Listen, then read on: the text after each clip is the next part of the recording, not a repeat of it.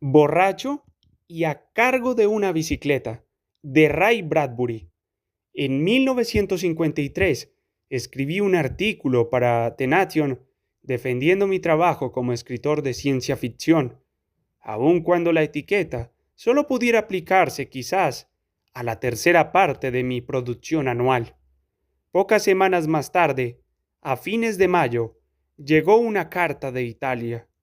Al dorso del sobre, en una letra como de patas de mosca, leí estas palabras: Be Beretson, Itatit, Cetinano, Firemet, Italia.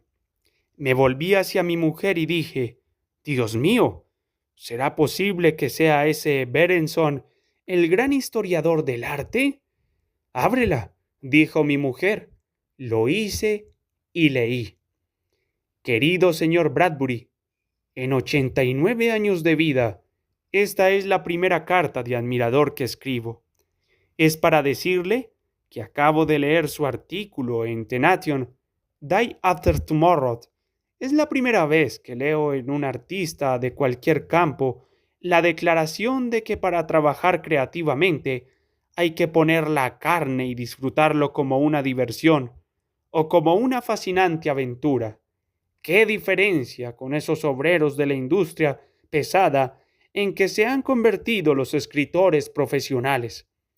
Si alguna vez pasa por Florencia, venga a verme. Suyo sinceramente, Beth Berenson. Así, a los 33 años, veía mi forma de ver, escribir y vivir aprobada por un hombre que llegaría a ser un segundo padre. Yo necesitaba esa aprobación. Todos necesitamos que alguien más alto, más sabio, más viejo, nos diga que a fin de cuentas no estamos locos y que lo que hacemos es correcto. Correcto. Diablos. Excelente. Pero es fácil dudar, porque si uno mira alrededor, ve una comunidad de nociones sostenidas por otros escritores, otros intelectuales, que hacen que uno se sonroje avergonzado. Se supone que escribir es algo difícil, agónico, un espantoso ejercicio, una terrible ocupación. Pero a mí, fíjense ustedes, las historias me han guiado por la vida. Ellas gritan, yo voy detrás. Ellas echan a correr y me muerden los tobillos. Yo respondo escribiendo todo lo que pasa durante la mordida. Cuando termino, la idea me suelta y se va. Así es la vida que he tenido, borracho y a cargo de una bicicleta, como una vez dijo un informe policial irlandés, borracho de vida y sin conocer el rumbo siguiente. Pero antes del amanecer uno ya está en marcha. ¿Y el viaje? Exactamente la mitad terror, la mitad júbilo.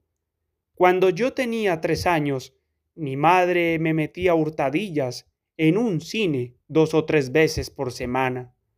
Mi primera película fue El jorobado de Notre Dame, de Lon Chaney. Aquel lejano día de 1923 se me curvó para siempre la columna y la imaginación. A partir de entonces supe reconocer a un maravillosamente grotesco compatriota de la oscuridad, no bien lo veía. Corría una y otra vez a ver las películas de Chaney para deleitarme de miedo. Llevaba a horcajadas sobre mi vida al fantasma de la ópera de capa escarlata. Y cuando no era el fantasma, era la terrible mano que gesticulaba detrás de la biblioteca en El gato y el canario, invitándome a buscar más oscuridad escondida en los libros.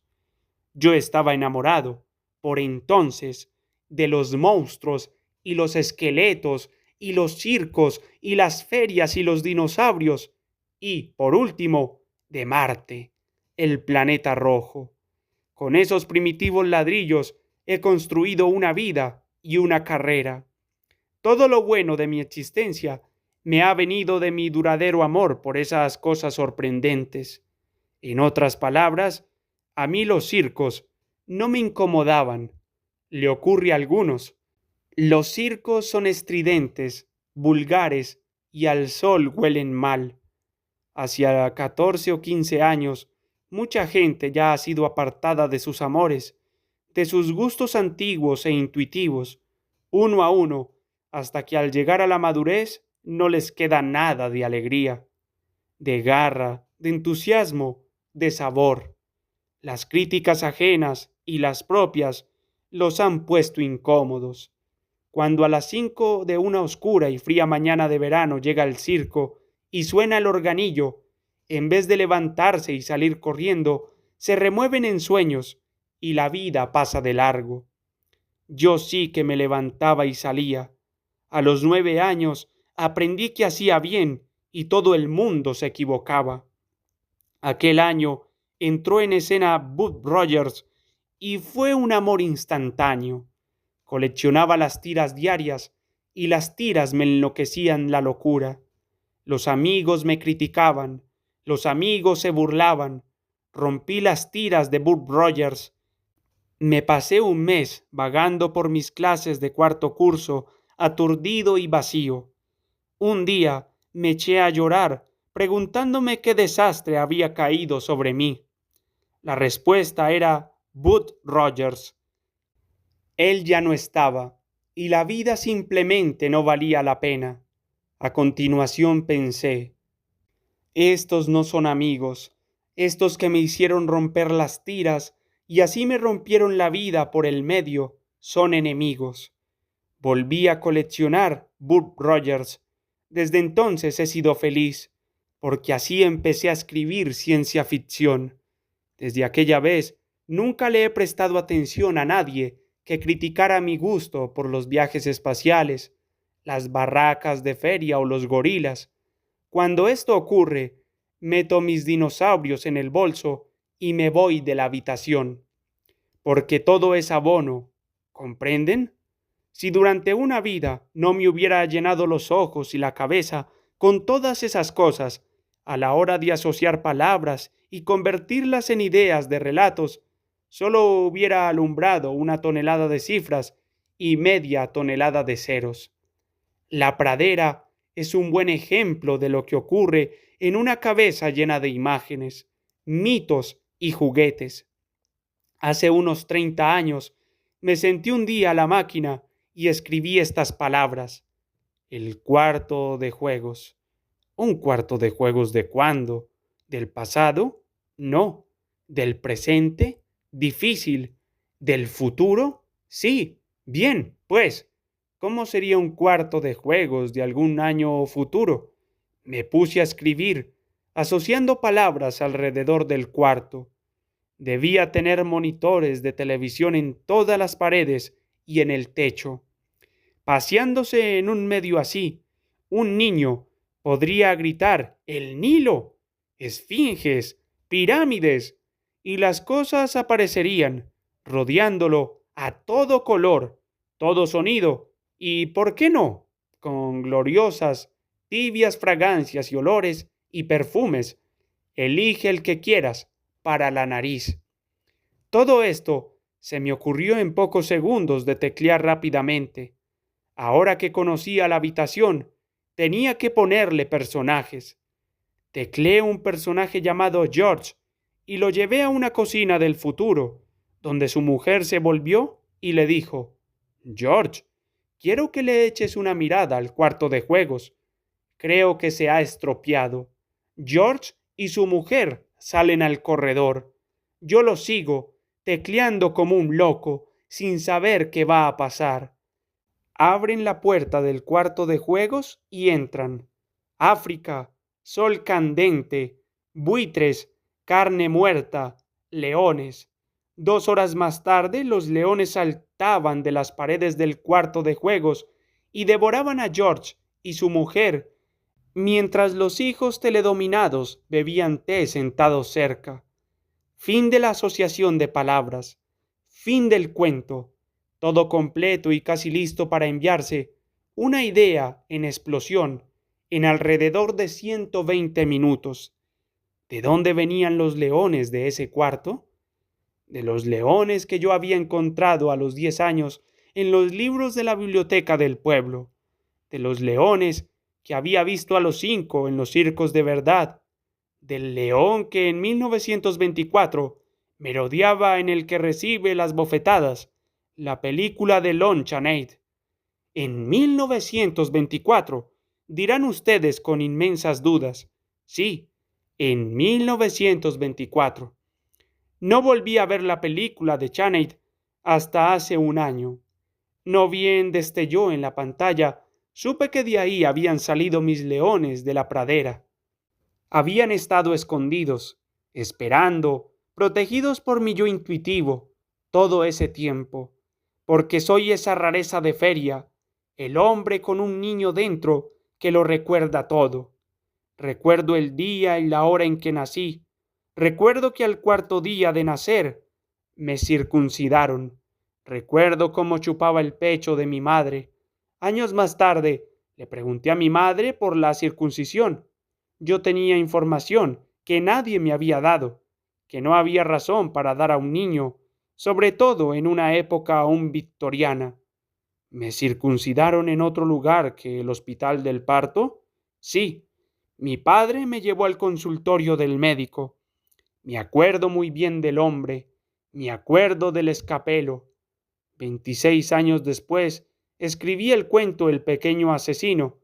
Trata de un bebé que nace con todos los sentidos en funcionamiento, lleno de terror, porque lo han empujado a un mundo frío, que se venga de sus padres gateando en secreto por la noche y al fin destruyéndolos.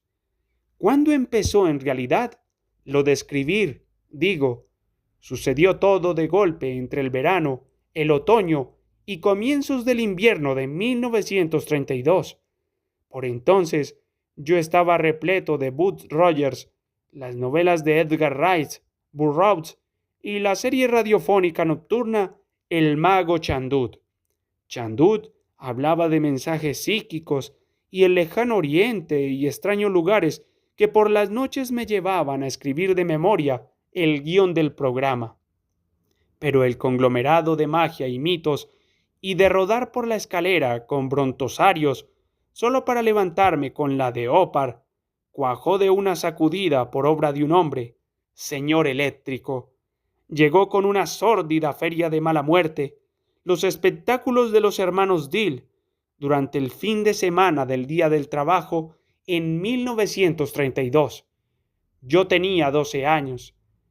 En cada una de las 3 noches, el señor eléctrico se sentó en su silla eléctrica a que le dispararan 10 billones de voltios de pura energía azul y restallante, moviéndose hacia el público, con los ojos en llamas, el pelo blanco de punta y arcos de chispas entre los dientes, sonreía y rozaba las cabezas de los niños, esgrimiendo una espada Excalibur, armando los caballeros con un toque de fuego.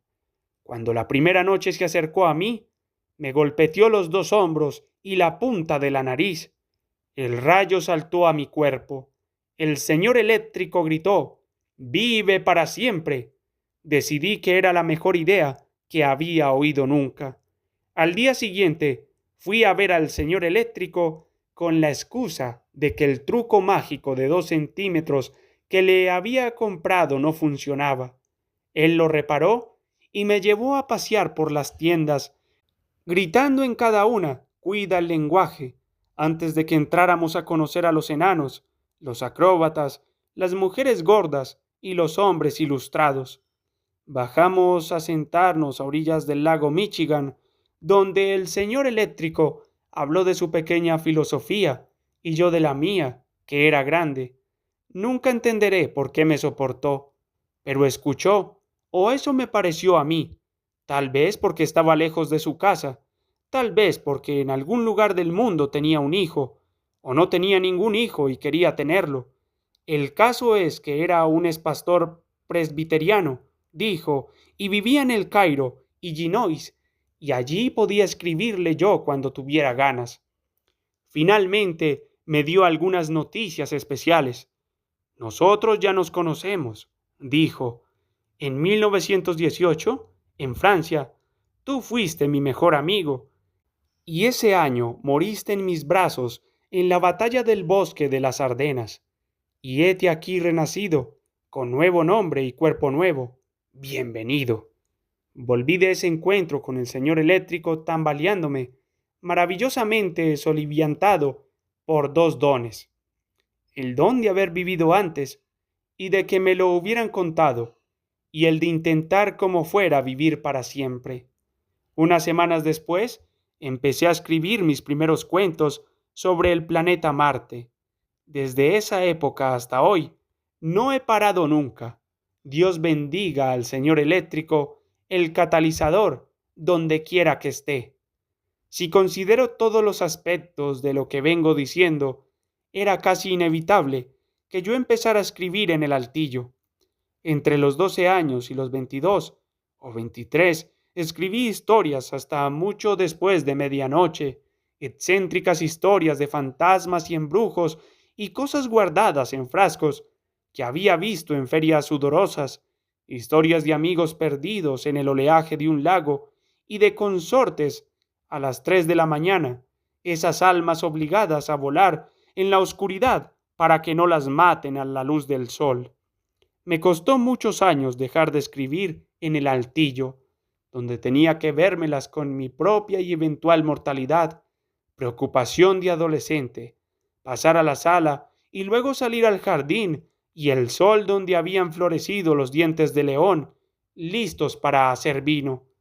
La salida al jardín con mis parientes, el 4 de julio, no solo me dio las historias de Greentown, Illinois, también me propulsó hacia Marte, siguiendo el consejo de Edgar Wright, Burroughs y John Carter, cargado con mi equipaje infantil de tíos, tías, mamá, papá y hermano.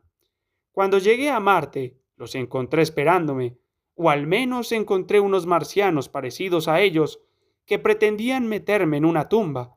Las historias de Greentown, que desembocaron en una novela accidental titulada El vino del estío, y las historias del planeta rojo, que se transformaron a los tumbos en otra novela accidental llamada Crónicas marcianas, las escribí alternativamente en los mismos años en que corría al barril donde mis abuelos juntaban agua de lluvia a rescatar los recuerdos, los mitos, las asociaciones de palabras de otros años. Por el camino también recreé a mis parientes como vampiros que habitaban un pueblo parecido al del Vino del Estío, oscuro primo hermano del pueblo de Marte, donde expira la tercera expedición. Así pues, vivía mi vida de tres maneras: como explorador del pueblo, como viajero espacial y como vagabundo con los primos americanos del conde Drácula. Advierto que apenas he hablado hasta ahora de una variedad de criaturas que encontrarán ustedes rastreando estas páginas, alzándose aquí en pesadillas para hundirse allá en la soledad y la desesperación. Los dinosaurios. Desde los 17 años hasta los 32, escribí una media docena de cuentos de dinosaurios. Una noche, paseando con mi mujer por la playa de Benice, California, donde por $30 al mes vivíamos en un apartamento de recién casados, dimos con los huesos del muelle de Benice y los puntales, raíles y traviesas de la antigua montaña rusa derrumbada en la arena y roída por el mar. ¿Qué hace ese dinosaurio tirado en la playa?, dije. Muy sabiamente, mi mujer no respondió. La respuesta apareció a la noche siguiente cuando, sacado del sueño por una voz que llamaba, me incorporé, presté atención y oí la solitaria voz de la sirena de niebla de la bahía de Santa Mónica sonando una y otra vez. Claro, pensé, el dinosaurio oía la sirena de niebla del faro, aunque era otro dinosaurio, surgido del pasado profundo, que acudía nadando a un encuentro amoroso. Descubría que solo era una sirena y moría en la orilla con el corazón destrozado. Salté de la cama, escribí el cuento y esa semana se lo envié al Saturday Evening Post, donde poco después apareció con el título de La bestia de las 20.000 brasas. Con el título de La sirena, 2 años más tarde, el mismo cuento se convirtió en película. En 1953 lo leyó John Huston, que enseguida me llamó para preguntarme si quería escribir el guión de su film Moby Dick. Acepté y pasé de una bestia a la siguiente. A raíz de Moby Dick, volví a examinar las vidas de Melville y Julio Verne y comparé a sus respectivos capitanes locos en un ensayo que presentaba una nueva traducción de 20.000 leguas de viaje submarino. La gente de la Feria Mundial de Nueva York de 1964 leyó el ensayo y me encargó que conceptualizara todo el piso superior del pabellón de Estados Unidos.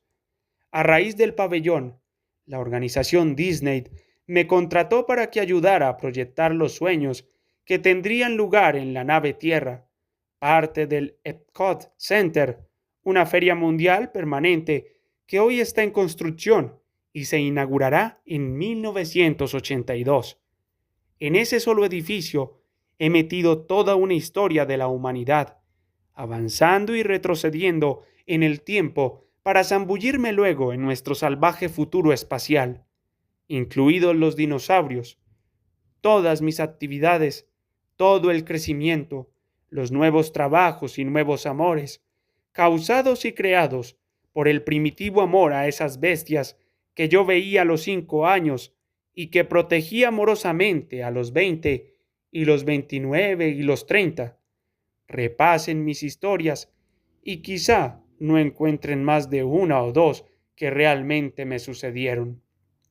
La mayor parte de mi vida me he resistido a la tarea de ir a alguna parte y embellecerme del color local, los nativos, el aspecto y la atmósfera del lugar. Hace mucho que aprendí que yo no veo de manera directa, que el que sobre todo se embebe es mi inconsciente y pasarán años antes de que aflore cualquier impresión. De joven viví en un edificio de la zona chicana de Los Ángeles. La mayoría de mis cuentos sobre latinos los escribí años después de irme de allí, con una sola y terrorífica sección hecha sobre el terreno. A fines de 1945, con la Segunda Guerra Mundial recién terminada, un amigo me pidió que lo acompañase a la Ciudad de México en un viejo y baqueteado Ford B8. Yo le recordé el voto de pobreza a que me habían obligado las circunstancias. Él replicó tildándome de cobarde, preguntándose por qué no me decidía, y enviaba esos 3 o 4 cuentos que tenía escondidos. Razón para esconder los cuentos, diversas revistas me los habían rechazado un par de veces. Aporreado por mi amigo, desempolvé los cuentos y los despaché bajo el seudónimo de William Elliot. ¿Por qué el seudónimo? Porque temía que ciertos editores de Manhattan hubieran visto el apellido Bradbury en las cubiertas de Hair Talent y me tildaran de escritor barato. En la segunda semana de agosto de 1945 envié 3 cuentos a varias revistas. El 20 de agosto vendí uno a Charm. El 21 de agosto otro a Mademoiselle. Y el 22 de agosto, día de mi 25º cumpleaños, vendí otro a Colliers. El dinero total ascendía a $1,000, que sería como si hoy llegasen por correo $10,000. Me había hecho rico, o algo tan parecido que estaba estupefacto. Era un momento crucial de mi vida, claro, y me apresuré a escribir a los editores de las 3 revistas confesándoles mi verdadero nombre. Martha Foley incluyó las 3 piezas en los mejores cuentos norteamericanos de 1946 y al año siguiente una de ellas fue publicada con los cuentos premiados del O. Henry Memorial Howard de Herschel Brickell. Aquel dinero me llevó a México, a Guanajuato y las momias de las catatumbas. La experiencia me horrorizó tanto y me dejó tan marcado que no veía la hora de escapar del país. Soñaba que me moría y tenía que quedarme en los pasillos de los muertos con esos cadáveres apuntalados y alambrados. Para purgar ese terror, escribí de inmediato el siguiente en la fila. Una de las pocas veces que una experiencia dio resultados casi sobre el terreno. Basta de México. ¿Qué tal Irlanda? En mi obra hay toda clase de historias irlandesas, porque después de vivir 6 meses en Dublín, vi que la mayoría de los irlandeses tenían diferentes modos de enfrentarse a esa bestia espantosa llamada realidad. Es posible atacarla de frente, lo que es cosa seria, o distraerla con fintas, o atizarla de vez en cuando, bailar para ella, componer una canción, escribir un cuento, prolongar la conversación, volver a llenar la petaca. Todas forman parte del cliché irlandés, pero en el mal clima y la política tambaleante, todas son sinceras. Llegué a conocer a todos los mendigos de las calles de Dublín, los que cerca del puente O'Connell, con pianolas maniáticas, muelen más café que melodías, y las tribus enteras de mendigos en gabardina que comparten un solo bebé, de modo que en un momento uno ve al crío al final del Garton Street, al siguiente junto al Hotel Royal Hibernian y a medianoche río abajo, pero nunca pensé que escribiría sobre ellos.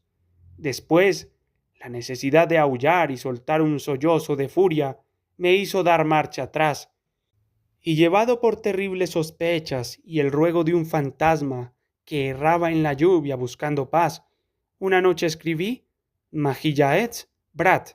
Visité las fincas quemadas de algunos grandes terratenientes y oí cuentos sobre un incendio que no se había apagado del todo, y así escribí terrible conflagración en la casa. La carrera del himno, otro encuentro irlandés, se escribió solo 12 años más tarde, una noche de lluvia, cuando recordé las innumerables veces en que mi mujer y yo habíamos echado a correr en los cines de Dublín, como flechas hacia la salida, tumbando niños y viejos a la izquierda y derecha, para llegar a la calle antes de que tocaran el himno nacional. Pero, ¿cómo empecé? A partir del año del señor eléctrico, escribí 1000 palabras al día. Durante 10 años, escribí por lo menos un cuento a la semana. En cierto modo, imaginando que un día, al fin, me quitaría de en medio y dejaría que ocurriese. El día llegó en 1942, cuando escribí El lago.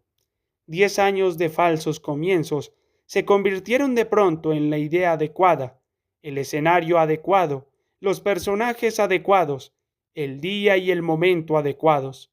Escribí el cuento sentado al aire libre con mi máquina en el jardín. Al cabo de una hora había concluido. Se me habían erizado los pelos de la nuca y estaba llorando. Sabía que había escrito el primer buen cuento de mi vida. Con poco más de 20, durante unos años cumplí el siguiente programa. La mañana del lunes escribía el primer borrador de un cuento nuevo. El martes hacía una segunda versión, el miércoles una tercera, el jueves una cuarta, el viernes una quinta, y el sábado al mediodía despachaba por correo a Nueva York la versión sexta y última. ¿Y el domingo? Pensaba en todas las ideas locas que se disputaban mi atención, esperando bajo la tapa del desván, confiadas en definitiva, porque gracias a el lago pronto las dejaría salir. Si todo esto parece mecánico, no lo era. Me guiaban las ideas. Cuanto más hacía, más quería hacer. Uno se vuelve voraz, le entran fiebres, conoce júbilos. De noche no puede dormir porque la criatura bestial quiere asomar y hace que uno se revuelva en la cama. Es un magnífico modo de vivir. Había otra razón para escribir tanto. Las revistas populares me pagaban entre 20 y 40 dólares por cuento. Yo no vivía precisamente a todo tren. Tenía que vender al menos un cuento por mes, mejor dos, para pagarme los hot dogs, las hamburguesas y el tranvía. En 1944 vendí unos 40 cuentos, pero mis ingresos totales del año fueron de solo $800. De pronto se me ocurre que en mis cuentos completos hay mucho que comentar. Hace 23 años, a comienzos de otoño, La Noria Negra, que era un cuento muy breve, se transformó de pronto en guión de cine y luego en una novela, La Feria de las Tinieblas. El día en que llovió para siempre fue otra asociación de palabras que me permití una mañana pensando en soles candentes, desiertos y arpas que cambiaban el clima. La partida es la verdadera historia de mi bisabuela, que clavó tejas en techos hasta bien avanzados sus 70 años y un día, cuando yo tenía 3, se fue a la cama, les dijo adiós a todos y se durmió. Llamando a México, surgió a la vida porque una tarde en el verano de 1946 fui a visitar a un amigo y cuando yo entraba en la habitación, él me pasó el teléfono diciendo: Escucha. Escuché y oí los ruidos de la Ciudad de México que llegaban desde una distancia de 2000 millas. Al volver a mi casa le escribí a un amigo de París contándole la experiencia. Iba por la mitad de la carta cuando se me convirtió en un relato que al día siguiente partió por correo. En una estación de buen tiempo fue resultado de un paseo por la costa una tarde con unos amigos y mi mujer. Recogí un palito de caramelo, me puse a dibujar en la arena y dije: ¿no sería terrible haberse pasado la vida queriendo tener un Picasso propio y de repente topárselo aquí, dibujando bestias mitológicas en la arena? Vuestro propio Picasso grabando, justo frente a vosotros. A las 2 de la mañana terminé el cuento sobre Picasso en la arena. Hemingway, el loro que conoció a papá. Una noche de 1952, unos amigos y yo cruzamos Los Ángeles en coche para invadir la planta donde la revista Life estaba imprimiendo El Viejo y el Mar. Tomamos unos cuantos ejemplares, nos sentamos en el bar más cercano y hablamos de papá, de Finca Vigía, en Cuba, y no sé cómo, de un loro que había vivido en ese bar y todas las noches le hablaba a Hemingway. Yo volví a casa, anoté algo sobre el loro y durante 16 años no le hice caso. En 1968, recorriendo las carpetas de mi archivo, di con la nota para un mero título: El loro que conoció a papá. Dios mío, pensé, si hace 8 años que papá murió, si ese loro aún anda por ahí, recuerda a Hemingway y puede hablar con su voz, vale millones de dólares.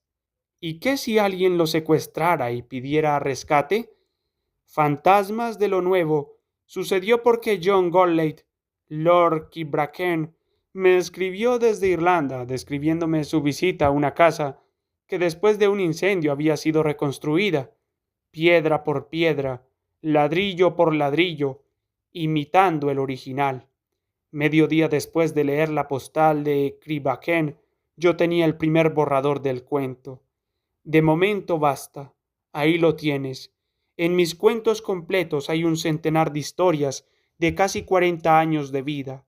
Contienen la mitad de las verdades condenatorias que sospechaba a medianoche y la mitad de las verdades salvadoras que volví a descubrir al mediodía siguiente. Si aquí se enseña algo, es simplemente el diagrama de la vida de alguien que se puso en marcha hacia algún lugar y fue. Más que pensar mucho mi camino, he hecho cosas y he descubierto qué era y quién era después de hacerlas. Cada relato era una manera de descubrir personalidades. Cada día, la personalidad descubierta era levemente distinta de la descubierta 24 horas antes. Todo empezó aquel día de otoño de 1932, en que el señor eléctrico me dio los 2 dones. No sé si creo en las vidas previas. No estoy seguro de poder vivir para siempre. Pero ese muchacho se creía las 2 cosas y yo lo he dejado con esa idea. Él me ha escrito los cuentos y los libros. Él recorre el tablero de guija y dice sí o no a las verdades sumergidas o a las medias verdades. Él es la piel a través de la cual, por ósmosis, todos los materiales pasan a vertirse en papel. Yo he confiado en sus pasiones, sus miedos y sus alegrías. Como consecuencia, él rara vez me ha fallado. Cuando tengo en el alma un largo noviembre húmedo y pienso demasiado y percibo demasiado poco, sé que es buena hora de volver a aquel muchacho de las zapatillas de tenis, las altas fiebres, las alegrías multitudinarias y las pesadillas terribles. No sé bien dónde acaba él y empiezo yo, pero estoy orgulloso del tándem. ¿Qué otra cosa puedo hacer que desearle lo mejor y al mismo tiempo reconocer y desear lo mejor a otras dos personas? El mismo mes en que me casé con mi mujer, Marguerite, me asocié con mi representante literario y mejor amigo, Don Condon. Maggie me pasaba a máquina y criticaba los cuentos. Don los criticaba y vendía los resultados. Con dos compañeros de equipo como ellos durante más de 3 décadas, ¿cómo habría podido fracasar? Somos los pies ligeros del Comenara, los evadidos del Queens, y aún seguimos corriendo hacia aquella salida. 1980.